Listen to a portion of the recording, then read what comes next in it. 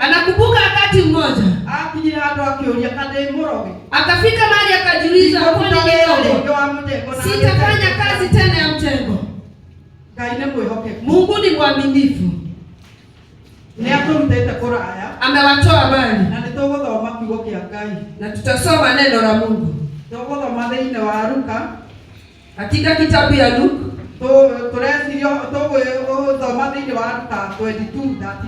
Luke 22:39. Mungu wetu ni mwaminifu. Wakati mmoja akamwambia wafunge. Hata wakati walikuwa wanafunga hakukuwa na chakula kwa ile nyumba. Na wakati walifunga Mungu akamnenea. Wakati walimaliza kufunga siku 3. Wakati walikuwa wananyonyesha Mungu akamnenea kupitia maandiko katika kitabu ya Isaia 45. Akamwambia, akaamsha Susan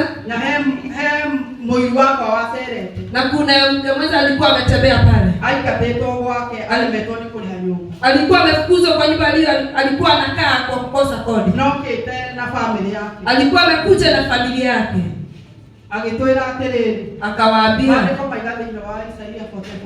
maandiko imesema katika kitabu Mungu atafungua milango. Na ile mlango atafungua. Utajiri wote umefichwa katika giza.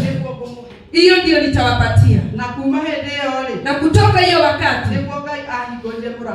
wakati Mungu akafungua mlango. Wakati yeye alikuwa ameachana na kazi ya mjengo na katika zile vitu. Ajui yeye kama ni kupeana. Yeye alisema amezitupa na hatafanya kazi ile tena. Mungu akafungua ile mlango ya kuuza mashamba. Mpaka wa leo. Hiyo ndio kazi ambayo wao unapata kutoka kwa. Wacha tusome katika kitabu ya Luke 22:39. Nake Yesu akiumagara agithikire maine kia mitabayo ota uria amenyerete gwikaga. Nao arutwo ake makimũrũmĩrĩra. Na akinya ho akimera atĩrĩ, hoyai mũtikagwe magerio-inĩ.